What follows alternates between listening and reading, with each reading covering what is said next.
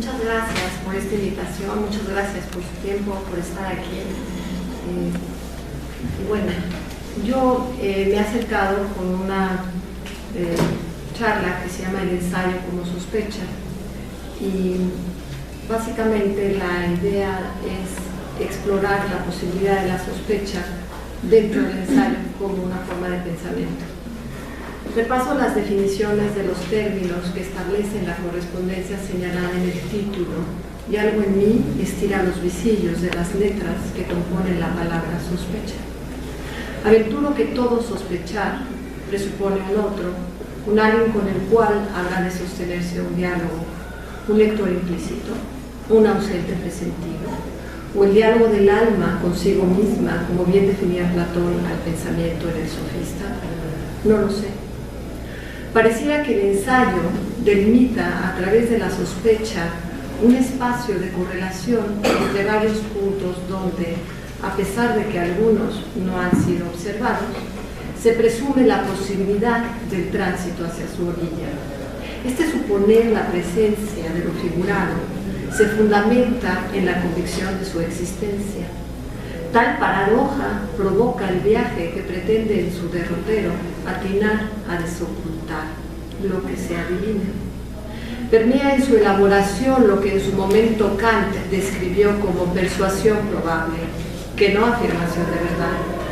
Diría que el sujeto arriesga la exploración de lo intuido en la experiencia suscitada entre lo elusivo y el desvelar.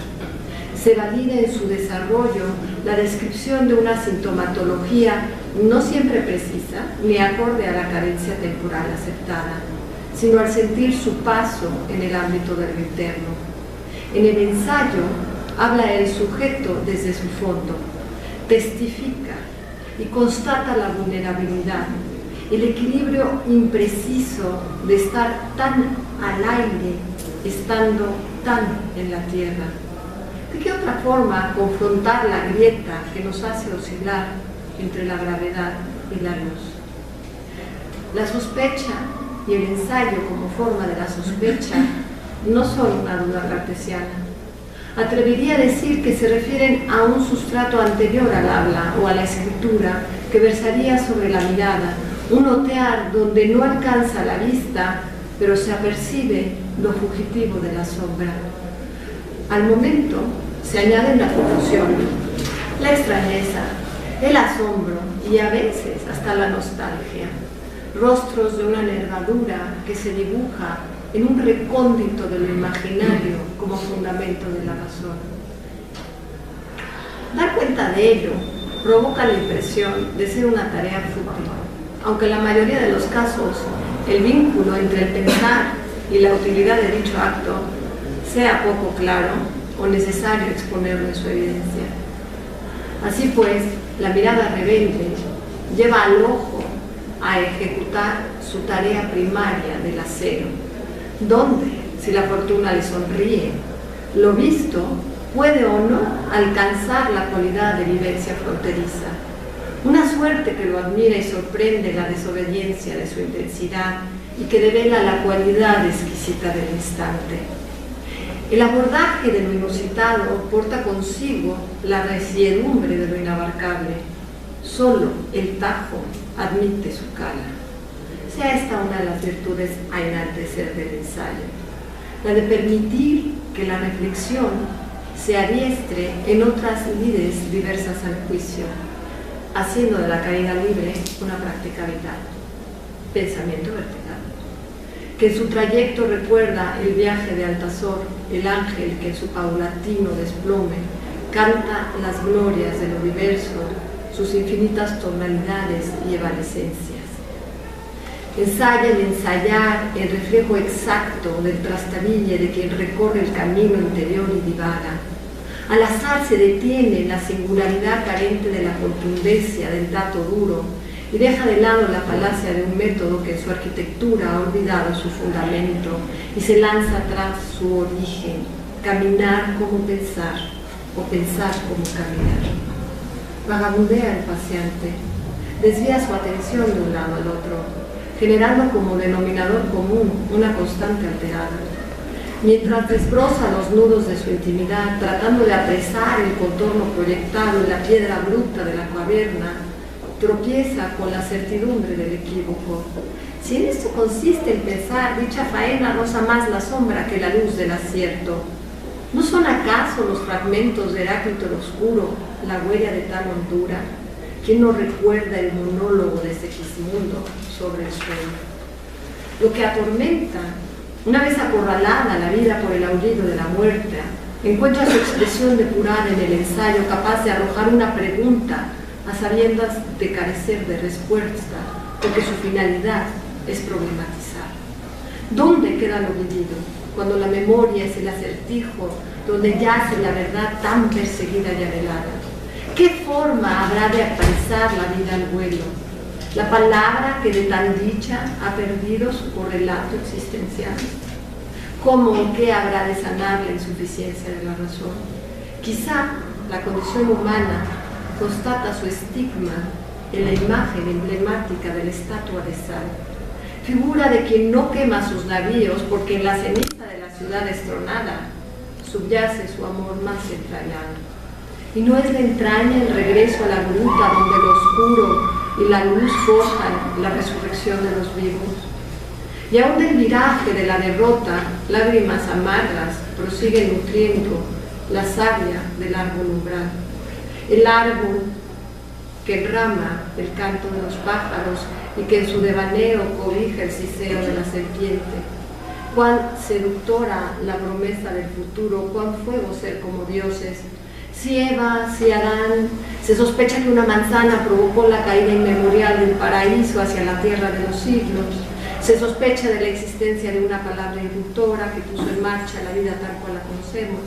Se sospecha, pero no se ha encontrado el autor del crimen, ni testimonio alguno de la higuera ni de la serpiente. Alguien dijo que sucedió así, y desde entonces convalecemos por una herida ancestral que el poeta reveló habrá de sanar ante la presencia y la figura. Andar en puente que se tiende entre la sospecha y la seducción adiestra al pensamiento en el ejercicio del vaivén. Si el ensayo ensaya, el pensamiento puede a través suyo tantear, tropezar, abrir, hender, ir y venir, generar una recurrencia que le permite seccionar, analizar, realizar el corte exacto en la verdad para sostener la divagación y entramar las aristas del descubrir, escribir, describir. No se trata de agotar en un respiro el acto en sí del mirar, sino de detenerse en lo nimio, sopesar el peso de la chinilla, percibir el temblor de la hoja aún sujeta a la rama. El paseante es, sin duda, un diletante, aunque en ocasiones el tema que desmenuza no sea abarcado en su extensión, ni sea agradable a los sentidos. La permisividad del centauro de los géneros le lleva a curiosear y a deambular por lo oscuro de las emociones hasta tocar el razonamiento prístino en la atalaya del delirio. Desde el discurso político, el monólogo en el teatro, hasta el discurrir psíquico en la narrativa o el artículo de opinión, abrevan en el margen de su río. Y como su finalidad no es la conclusión del asunto, atreve lo que el formalismo de la premisa no arriesga, o lo que por prudencia muchas veces la voz no arrebata.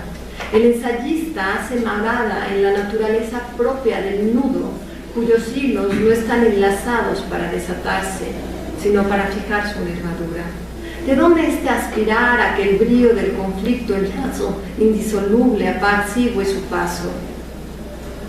Poderosísimo ha de ser el viento que arriesgue su atadura para hacer creer que ante lo inexorable habrá de soltar su calado. ¿Qué silogismo de altura?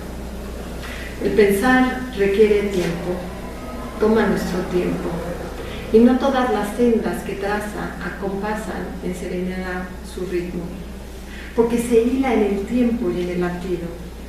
Sin pulso, la imposibilidad de emprender la travesía por la noche oscura es una desgarradura puntual. Hay otras formas de pensar que se requieren para fundar un nuevo paradigma a expensas del estertor de uno que agoniza. esas que atormentan y que reclaman a la mente salir furtiva al alba para salvar los restos de un naufragio antiguo que ahora es llamado posmodernidad. No importa que no haya mucho por rescatar, ni que lo perdido tenga tal condición. El imperio establecido es el del sujeto que aún de rodillas se sabe dueño de sí frente a un destino que ni los dioses hablan de vencer. La muerte es la cosecha amarga de quien para morir debe asumirse en la vida y no se resigna a morir del todo. Y titubea y confiesa y construye y escribe en la esperanza de que su nombre sea recordado en los siglos venideros. Solo entonces, desde esta perspectiva, es posible considerar que el eje del pensamiento sea la sospecha y que el ensayo sea el ejercicio más próximo a su progresión. Muchas gracias.